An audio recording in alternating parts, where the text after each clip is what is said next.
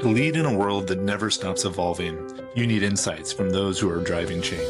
Welcome to Breakthrough Innovations, where we bring together the top leaders and innovators who are reshaping their industries. I'm JL Heather, the Principal Executive Coach at Center, and in each episode I sit down with game-changing executives who share the strategies, insights, and challenges that fuel their success.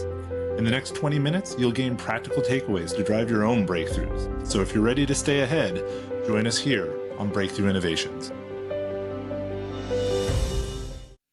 Hello, everyone. Welcome to this episode of Breakthrough Innovation. With us today is Biancaniello.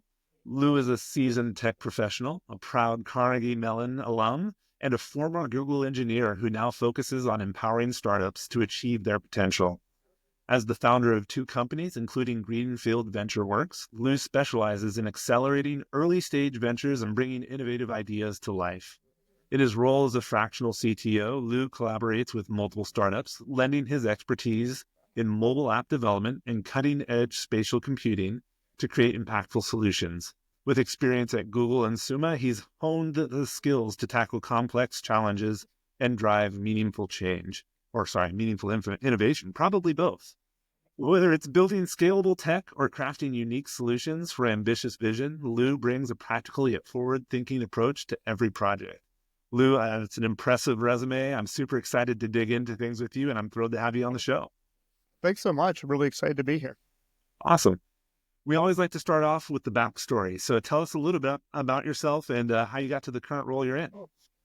Sure. Yeah, kind of have your typical software engineering background, kind of pay my dues building software. You come up through a junior and, worked for some healthcare companies and places like that. I really like to think that my career took a big change when I kind of landed a job at Summa Technologies, which was mentioned in my bio, but it was a boutique consultancy out of Pittsburgh, but did kind of really high-end work. Coming into there, I was, for a Java shop, I was the Microsoft guy, which actually made me the everything that's not Java guy. But it turned out to be a real benefit to my career because I got a chance to work on a lot of new technologies, things I probably never would have seen before had I not been kind of that jack of all trades and able to smoke jump into any kind of contracts that we had. So that allowed me to get into mobile development before it was even really mobile development, building things on Palm Pilots and Windows CE and things that a lot of other people haven't even touched. And so it was a natural transition into doing things on, iPhone and Android and building a local banks here, being a part of the team that built their first mobile banking application for iPhone. So really got to jump in and do a lot of things that I never would have been able to do otherwise. And I kind of really kickstarted things from there, and then getting into architecture, solution architecture, taking a hop off and doing work in sales and pre-sales engagements and speaking as a thought leader. And that kind of all led me to Google, where I really got to kind of really expand and jump into opportunities and have the resources that only a company like that is going to have and be able to provide for you. So I think just being able to have that wealth of experience, being able to do lots of different things, interact with lots of different kinds of companies throughout my career really kind of led me to the position where I'm at now, where I feel like I can come in. I've seen levels of architecture. I've worked with small companies. I've worked with huge companies. And really, I think I can bring a level of expertise to startups to kind of really help them accelerate. And I think one of the things that really passionate for me, and I find a lot of reward in it, is, when you work for a giant company and you help them make a little bit more money and do a little bit better, but your impact that you can have at a startup, and especially you're working with these founders and are passionate about their ideas. And what I found is I've run into a lot of folks who have that, and they have really good ideas and they know the business and they know the market that they're in, but they don't know they don't have that technology background or that ability to really get that moving and figure out how to bring their ideas to life. And so, having the experience I had and the knowledge I have, I'm able to really help these founders kickstart their ideas and get them moving and be able to help them innovate to bring their ideas to life and into the market. I love that. And it's so cool that you come from Google. One of my favorite workshops, for lack of a better term, is a Google Ventures output. It's called the Design Sprint. And that's one of the things we do. I love running design sprints. They're so fun and incredibly powerful. So that's really cool. And I'm sure coming from Google, the impact you can have in these smaller companies, even medium-sized companies, can be pretty significant. I am curious, though, since you have worked in places like Google, so those big industry giants, but also in some of the early stage ventures, how do those challenges, in the innovation space differ in the two environments? What are some of like the common roadblocks that you see primarily on the small side, and how do you guide people through those? Yeah, it's a really good question. So, when you're at a bigger company or at somewhere like Google, the first thing that comes to mind is resources just aren't an issue. Yeah. If you have a challenge, you have to get to somewhere, you have everything you need to help you get to there. Right. Whether it be money, access to hardware, access to software, really the sky's the limit in trying to do that. I guess depending on where you're at and what you're doing in a place like Google, sometimes that can be a limiting factor for you as well, because it kind of takes away some of that creativity. You don't have to grind. You don't have to be really kind of clever in some of the things you do. Don't get me wrong. I think what Google does are unbelievable, and they're cutting edge in a lot of places. But the challenge doesn't become, hey, how do I get the things I need to do these things? It's what's available to me. But also you'll find that somewhere like that, there's a lot of really smart people. There's a lot of people with agendas. There's a lot of people who have budgets, and even with the money, you still have all those things. So the challenges tend to be more, I don't want to call them political, but they tend to be more, group related and large company things related that do kind of stifle that, or the idea is like, hey, this isn't moving fast enough and we're not making enough money on it, so we're going to kill this thing too. So those tend to be, I think, some of the challenges when you're working somewhere like that. Now, when you are working in startups and small companies, the need to innovate is really, really high. You're not going to challenge someone just by doing the status quo a lot of the times. So you don't have the resources, you don't have all that backing to be able to do there.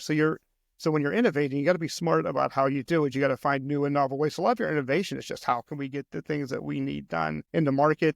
And it tends to be a lot of smart people doing a lot of smart things. And so you don't live in that environment of having these, a lot of personality clashes, which you will still have those. But this idea of, we need to solve problems. We need to get to there, and you need to be really creative and innovative about how you do it. You also have people with a lot of passion into there, and so they want to get these things out there. You want to be able to make your mark. So I think a lot of the challenges can also help be what gets you into that innovation, what gets you into that space to be able to do it. And you start finding and crafting ways for your team to work together. How do you get to those level of innovations? You get lots of brainstorming, lots of talking amongst each other, and you really have to solve things cheaply, efficiently. Necessity is the mother of invention. So that happens a lot in these small companies, is you'll find yourself in a position to be able to innovate because you need to. Otherwise, you're not going to survive, or you're not going to make it to that next level. Yeah. No, and I like that idea that constraints breed creativity, and the cross-functional collaboration at small companies tends to be much higher than at established companies with silos and things like that. It definitely, I think when companies move up that growth curve, there's a whole progression of challenges and the way those challenges change. And it's probably good to have someone who can help navigate that as they go. Yeah, I think it's definitely it. Having worked in a lot of these companies, the challenges of a small company are very different. One of the challenges I see a lot, and this is one of the things I really try and steer the companies in my portfolio away from, and it tends to be hard because, a lot of technical people, they come in and they have, especially when you've worked at a Google or you've worked for, some, the large, global banks, is this idea that you need to have gigantic scale. You need to have immense levels of security. You need to have lots of progress and bureaucracy to be able to build your software. There's regulations and things like that you have to really be aware of. And a lot of times the technical people will come into these smaller businesses or startups in particular and think we have to be web scale from day one. We have to have, gigantic partitions. We need to have failovers across multiple regions within our cloud. We've got to be hybrid multi-cloud right from the start. And they're kind of missing what being in that position is really about. You have to be fast. You have to be nimble. You have to be able to change on a dime, especially before you found your product market fit. And so I think, some of the pragmatic approaches I could bring into there is what do we need today? What do we need to get out to get our MVP out into there? How can we get out in front of investors, prove out our product market fit, prove that we can generate customers and we can generate revenue before we go in and build something over to there? Never losing sight that down the road, we're going to have to start scaling up and get to that next position. So I think a lot of what I'm able to bring to these companies is this idea of we want to 10x. So I say it all the time. That a boss said all that time. 10x everything. What's your idea? That's great. Now 10x it, make it bigger. So I really like to go in and encourage these companies. Let's 10x everything, and now let's bring it down to what we need to do to find our market fit, find our customers and our revenue, and then we'll worry about now what's our road to build something to this 10x product. That's why I think a lot of my experience over the years has helped me to see that and understand the needs of today. You got to balance where you're trying to get to with the needs of today to get to there. If you spend all of your money building out the most scalable, greatest system ever, and you don't have a single customer on it, your funding is going to get pulled and you're going to lose everything. Right. So it's finding that right fit, finding that right progression to get to from where we're at now. We have nothing today. Where do we want to be a year from now? And how do we build the proper progression to get from here to there? Yeah, you have to have that mindset of like the scientific method, experimentation, like how do you learn and grow fast? And what I love about this is this leads really well into the next question, which is how do you help people balance that scaling technology with that need in the beginning to craft that tailored, personalized product or solution? I think you hit it right, kind of right before your question is that there's a lot of experimentation in there. And I think, any founder is going to come in and they have a great idea.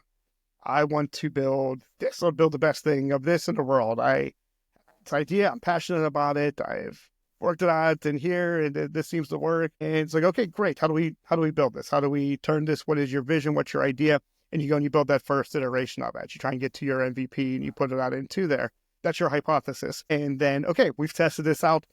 Okay, well, this isn't quite working. So what is the next iteration of this? How can we take the idea at its core and its foundation and adjust it? As you see, most of our large startups that have become something, the unicorns all into there, they've had to pivot once, twice, maybe several times to find their true market fit.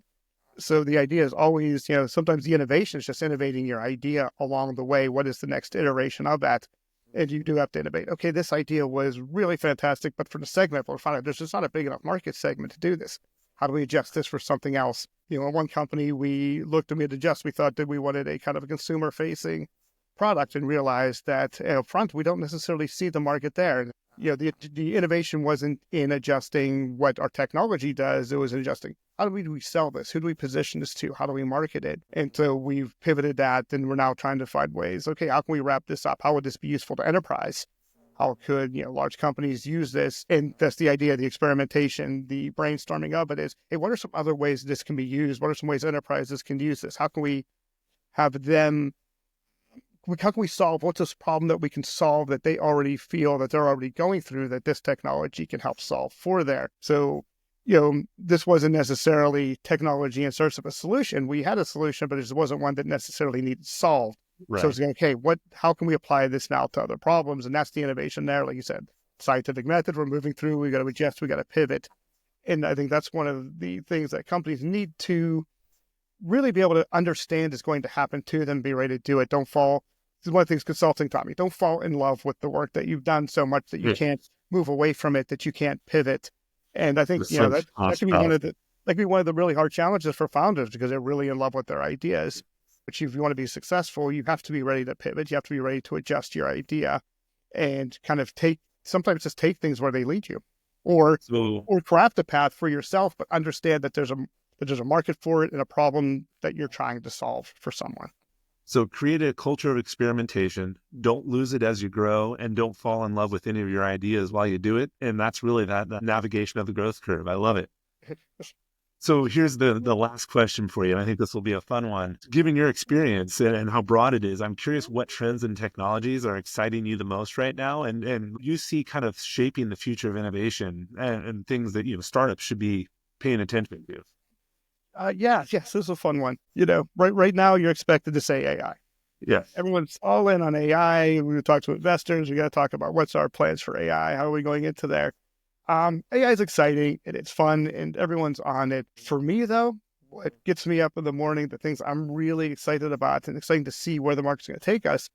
And I think at any other time in history, it would be really talking about it more, but it's falling a little off the wayside. And that's spatial computing for me. I really think that, the future of that and AI is going to help drive us to there. But mixed reality is really going to be where I think things are moving. everyone kind of wants to pile on the not success of the Apple Vision Pro, and I'm one of like the 8 people in the world who bought one. It's an exciting piece of technology. It's a transitionary piece of technology, and it's showing us what's the art of the possible. Yeah, when I'm working with my customers all the time, I love talking about what's the art of the possible. What can we do? What can we see? What's our stretch? How can we get to there? And for me, really starting to get to how are we going to interact with the world around us? And as the technology gets cheaper, faster, lighter, smaller, it's going to become more ubiquitous to the point where, like the glasses you're wearing right now are going to be able to do all the things that you do with the Vision Pro right now. And you're going to be able to interact with the world around you in new ways that we probably can't even imagine right now. And what's really exciting me is, who are the companies going to be? One of, of my 2 companies, the other one I'm a founder of, is really we're looking into how can we use spatial technology to think about what's next in the world. And we talk about experimentation, we talk about product market fit, and we're not quite finding it yet. But the idea is we want to be positioned, have technology ideas, have technology in place for as these things start to become more prevalent, more readily available, and become more of people's everyday lives, is how can we be at the forefront of helping to create what that world is going to look like. So for me, I think, every other company I run across is an AI company. I don't think we have enough spatial computing companies out there trying to drive what our physical world is going to merge with our digital world and how those things are going to come together. Zuckerberg had that idea, he's like, I want to create the metaverse. Great idea, probably not there yet. We're too far away from it. But, you don't have to be a meta to be thinking about it doesn't have to be the metaverse. It's what's the real world viewed through a digital lens and with digital augmentation going to look like for everyday people. And that's what really excites me. First of all, thank you for not saying AI, because and I couldn't agree more. I think the idea of being able to have my glasses be my augmented reality would be really cool. And it just matches up so well with some of my favorite sci-fi from when I was a kid. Now here, as we're wrapping up, how can people connect with you, Lou? Like, what's the best way for them to get in connection, collaborate, talk to you? Sure. Feel free to visit my website at greenfieldventureworks.com, or you can look me up on LinkedIn. I'm Lou Biancaniello on LinkedIn. Feel free to connect with me through either one of those. If you connect with me on LinkedIn, please mention this podcast that you heard it. You'd love to connect, as well as, or you guys said you can always reach me through my website. Perfect. Lou, thank you so much. This was a fantastic conversation. Incredibly grateful you were able to make it and participate.